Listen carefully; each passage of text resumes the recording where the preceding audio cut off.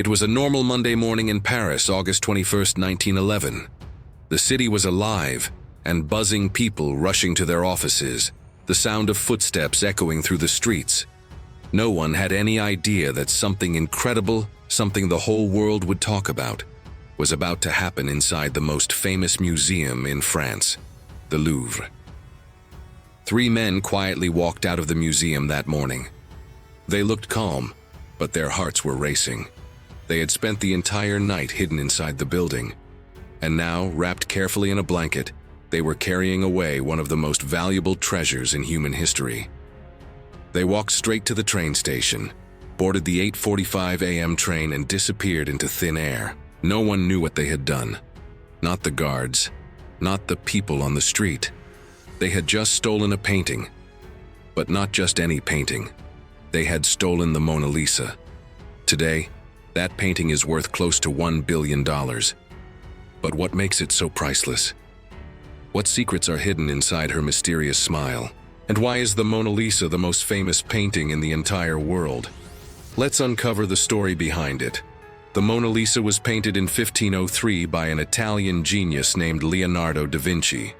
Now, calling him a painter would be an understatement. This man was on another level. He wasn't just an artist, he was also an engineer, a scientist, a sculptor, an architect, and even a philosopher. He studied everything, from anatomy and astronomy to botany, geology, and even how light travels through air and water. Honestly, you could make an entire movie about his life alone. But today we'll focus on his most mysterious work, the painting that changed art forever, the Mona Lisa.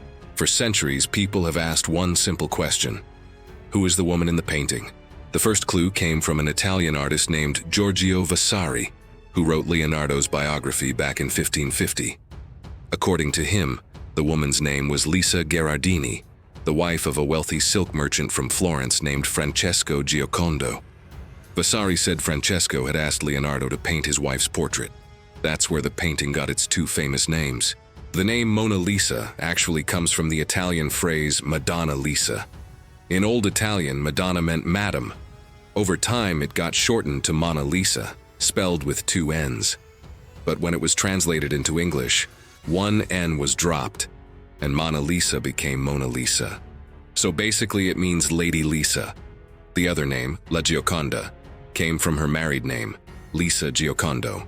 Interestingly, in Italian, Giocondo also means cheerful or joyful. And what is Mona Lisa most famous for? That mysterious, almost cheerful smile. In French, her name became La Joconde. That S what you will see written beside the painting when you visit the Louvre today. But even with Vasari's story, not everyone believed it. Over time, dozens of wild theories started popping up. Some said she was Leonardo's mother. Others believed she was a noblewoman or even a secret lover. And then came the strangest theory of all, that the Mona Lisa wasn't a woman at all, but a self-portrait of Leonardo da Vinci himself. In 1987, an artist named Lillian Schwartz tried proving this using early digital imaging. She compared Leonardo's self-portraits with the Mona Lisa, and the similarities were uncanny.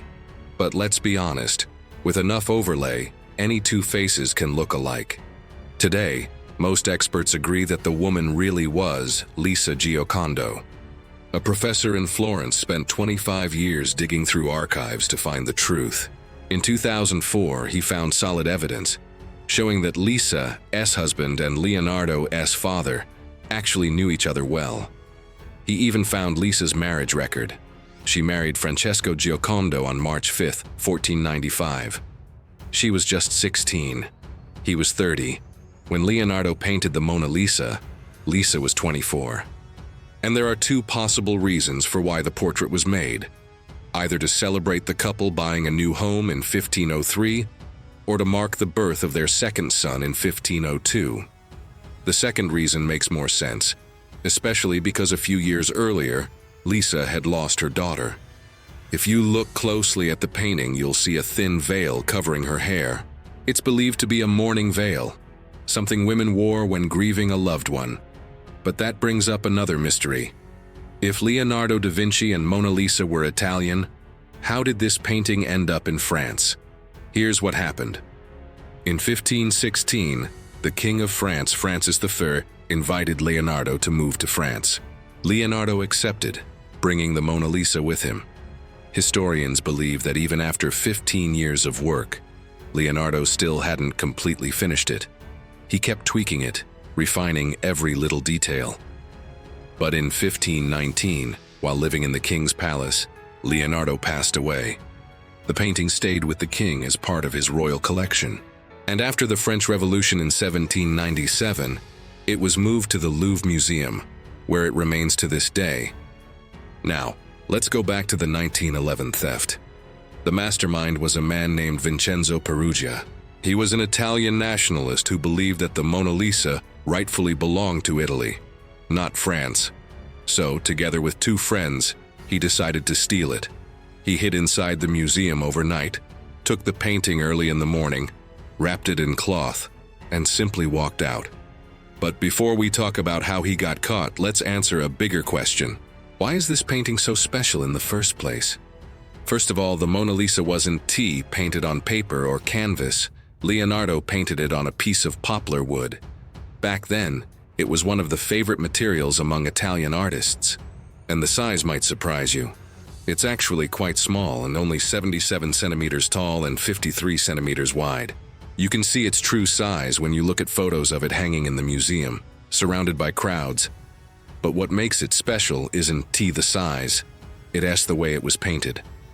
Back in those days, artists usually painted full-body portraits. Leonardo changed that. He focused closely on the face and shoulders in what we now call a half-length portrait. It was revolutionary for its time. If you notice the overall tone of the painting, it's filled with warm browns and yellows, almost golden. Some people even joked that she looked like she had high cholesterol because of the yellow tint. But there's actually a scientific reason for that. Leonardo applied a varnish layer to protect the wooden surface from moisture. Over 500 years later, that varnish has darkened and given the painting its yellowish look. Originally, it was much brighter and more colorful. Some experts have even tried digitally restoring its original colors, and the result is stunning. But the real magic lies in Leonardo's painting technique, something he called sfumato. It means soft or blurred. Look closely at the background. It's a beautiful landscape believed to be Italy's Arno Valley. You'll notice there are no sharp lines or harsh outlines. Everything seems to blend softly into everything else. Even her hair fades gently into the scenery. This smooth blending of colors and edges is what gives Mona Lisa her mysterious, lifelike feel. It's also the secret behind that world-famous smile. When you stare directly at her mouth, her smile seems to fade, almost serious. But when you look away, focusing on her eyes or the background, she suddenly looks like she's smiling again. It's almost as if her expression changes depending on how you look at her. To perfect that effect, Leonardo studied human anatomy like no other artist had done before. He spent nights in a hospital in Florence, dissecting the faces of the dead to understand how muscles work together to form a smile. He even wrote, "The muscles that move the lips are more numerous in man than in any other animal." He didn't stop there. He studied horses too, comparing their facial muscles to humans. He wrote in his notes, "Notice whether the muscle that raises the nostrils of the horse is the same as that which lies here in man." Who else in history would compare a horse's face to a human's just to understand how to paint a smile? That's how obsessed Leonardo was with getting it right. Later, he also studied optics, how our eyes see light and shadow.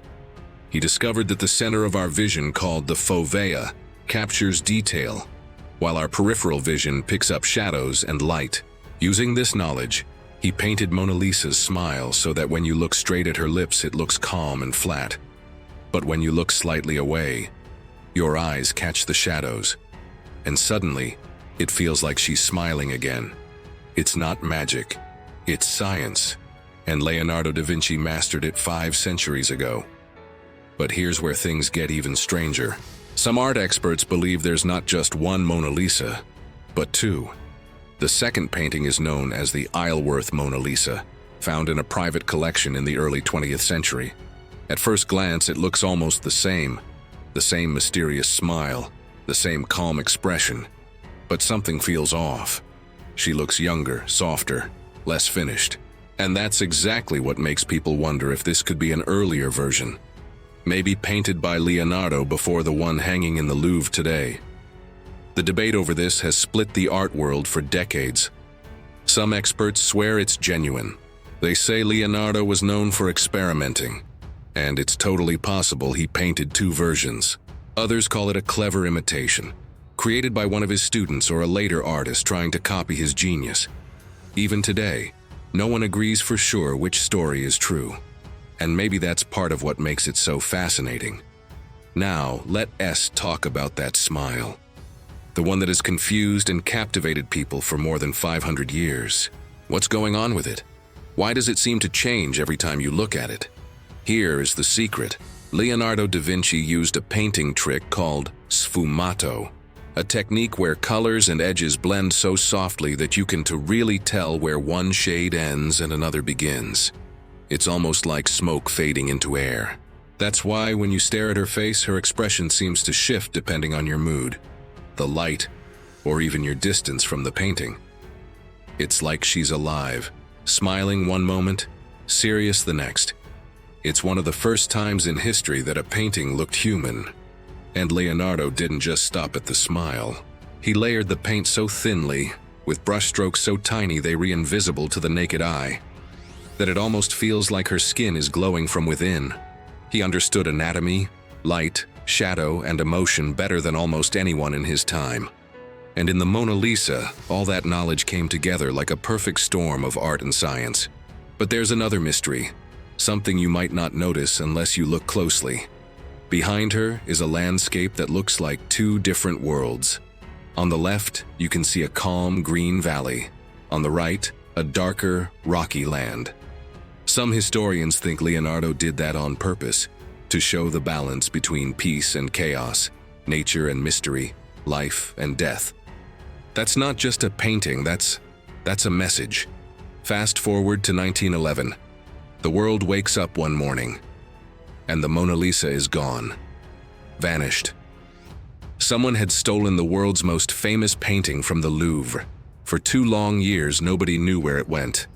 France went into chaos. People lined up outside the museum just to look at the empty wall where it once hung. Police questioned hundreds of people. Even famous artists like Pablo Picasso were accused. But there was no sign of the painting. Then one day in 1913, a man walked into an art gallery in Florence, Italy, carrying something under his arm. It was the Mona Lisa. His name was Vincenzo Peruggia, an Italian who had once worked at the Louvre. He said he stole the painting because he believed it belonged in Italy, not France. For 2 years, he kept it hidden in a trunk in his apartment. When the truth came out, instead of being hated, he became a kind of folk hero in Italy, the man who brought her home. After that, the Mona Lisa's fame exploded.